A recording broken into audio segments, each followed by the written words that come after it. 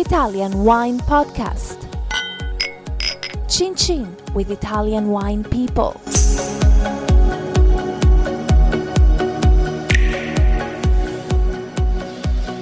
Hello, my name is Monty Waldin. I'm with Francesco Marone Cinzano from Col in Montalcino. Welcome.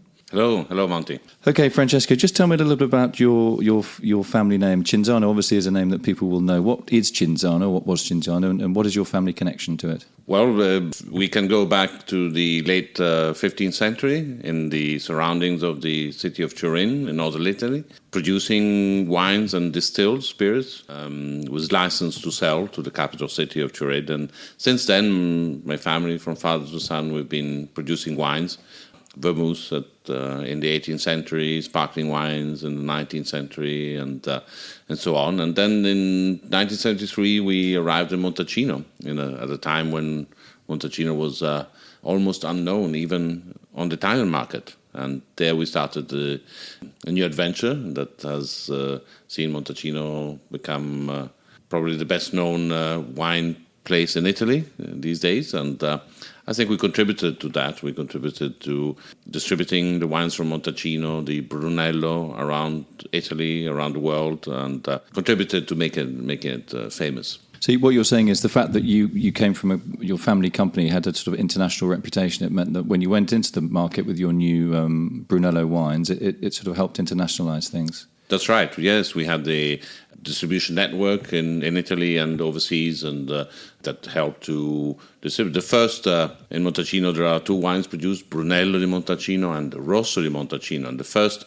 international medal won by a Rosso di Montalcino in Brussels in 1978 was from Col d'Orcia. Okay, so just explain the difference for those who don't know. What is Brunello made from? What's the name of the grape? And what is the difference between Brunello di Montalcino and Rosso di Montalcino? What makes Montalcino special is the fact that we're allowed to use only the Sangiovese grape. If we want to write the word Montalcino on the label, the law of the state of Italy mandates only Montalcino, only Sangiovese grape, nothing else but Sangiovese. And we have a younger wine from the Sangiovese vineyards called Rosso that can be released 1 year after harvest. And then the Brunello. Brunello has to be aged at least 24 months in wooden barrels, and then it has to wait in the bottle until the 5th year to be released. So a wine that has a lot of aging potential. Now, you're one of the larger estates in Montalcino. Whereabouts are you located? Because there's the hill in the middle, there's the northern part of Montalcino, then the hill, and then the southern part. Which part are you in? We're on the southern side, facing southwest, so in full sun all day long until sunset. And we're actually the point of Montalcino closest to the sea, closest to the Mediterranean coast. So very much influenced by sea winds and by the coastal weather. Okay, now you're also one of the largest organic producers in Italy, and you're the largest in Montalcino as well. Why did you make that choice? It came as a natural evolution in our work of research and development in the vineyard, trying to obtain the maximum quality. We understood that it all hinged on the balance of the vineyard, the balance of the vines with the environment. And so to achieve that, it led us naturally towards sustainability and eventually to organic practices. And so in the year 2010, we decided to start the procedure for certification, and since 2013 we are now certified organic. So you're not an organic fundamentalist, you're an organic realist, and you did it for quality rather than for philosophy. You cannot divide the two. I think you have to apply some strict. There are strict rules. You have to be a little bit extremist to a certain extent.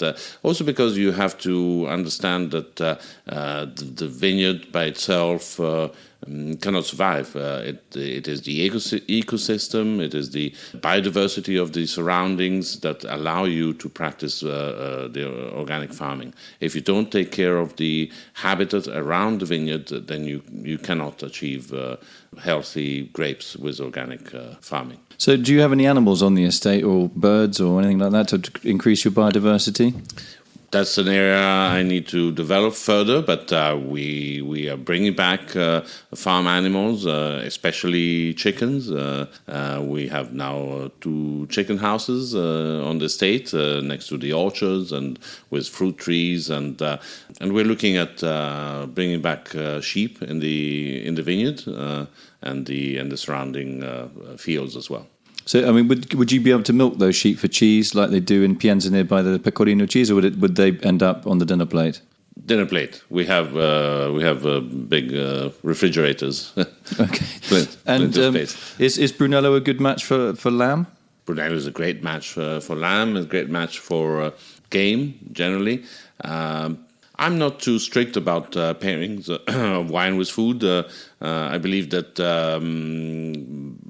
recipes that contain the aromatic ingredients of the Mediterranean bushland, so like rosemary or sage or fennel or all the different aromas of the Mediterranean wood are suitable, and you can find them in the wine. If you cook a recipe of tortellini with butter and sage, well, you will find the sage in the aromas of the wine, and so pretty liberal on the on the pairing side. Okay, so I mean, sitting in front of me here, you're very, very smartly dressed in a very fine suit. You are bearded, but you're not a weirdy beardy. You're not an organic fundamentalist. However, you are at the forefront of developing Montalcino as what in Italian is called a bio-distretto, or a sort of environmental place, environmental area. How does that work? Is it just wine growers, or are you trying to get everybody involved? Well, one unique fact about Montalcino is that although it is arguably the most famous wine municipality in Italy, only 15% of the land is planted with vineyards. So there is a large proportion of the municipality that's either used for other crops or it's woodland, and this is an opportunity, and that's why we're talking about a Montalcino bio, biological, because it is all that Montalcino can produce, from grains to breeding animals, fruits and vegetables, and so on. We want to bring value to all the aspects of the Montalcino offer, or of the Montalcino product.